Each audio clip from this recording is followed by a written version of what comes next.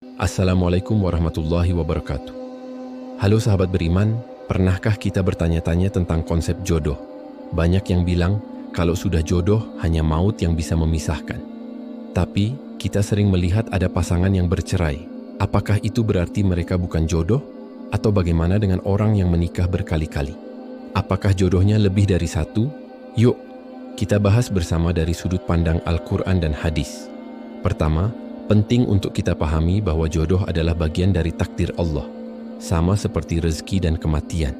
Dalam Al-Quran, surat Ar-Rum ayat 21, Allah berfirman bahwa Dia menciptakan pasangan-pasangan untukmu dari jenismu sendiri, supaya kamu cenderung dan merasa tenteram kepadanya, dan dijadikannya di antaramu rasa kasih dan sayang.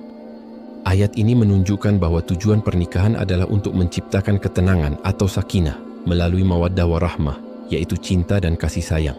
Konsep jodoh dalam Islam itu tidak sesederhana satu untuk selamanya seperti di film-film. Jodoh adalah ketetapan Allah yang tertulis di Lauhul Mahfuz.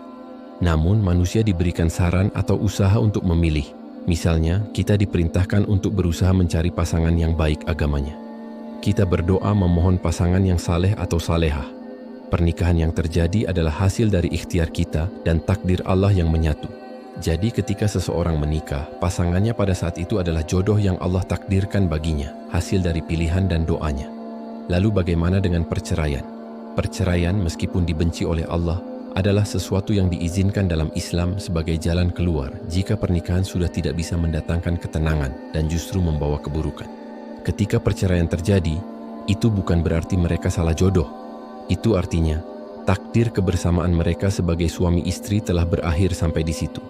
Jodoh mereka hanya sebatas durasi pernikahan tersebut.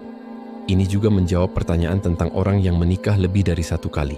Jika seseorang bercerai atau ditinggal wafat pasangannya, lalu menikah lagi, maka pasangan barunya itu adalah jodohnya yang berikutnya. Allah Maha mengetahui apa yang terbaik. Mungkin jodoh pertamanya adalah ujian kesabaran, dan jodoh keduanya adalah hadiah dari kesabaran itu.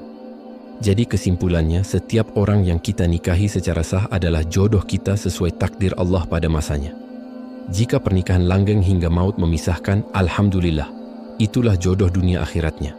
Jika harus berpisah di tengah jalan, artinya takdir kebersamaan mereka sebagai pasangan telah selesai, dan Allah bisa jadi sudah menyiapkan jodoh lain sebagai kelanjutan takdirnya. Yang terpenting bagi kita adalah terus berikhtiar mencari yang terbaik, berdoa, dan tawakal kepada Allah. Semoga penjelasan singkat ini bisa memberikan pencerahan ya. Jangan lupa untuk like, komen, dan subscribe agar kita bisa terus belajar bersama. Wassalamualaikum warahmatullahi wabarakatuh.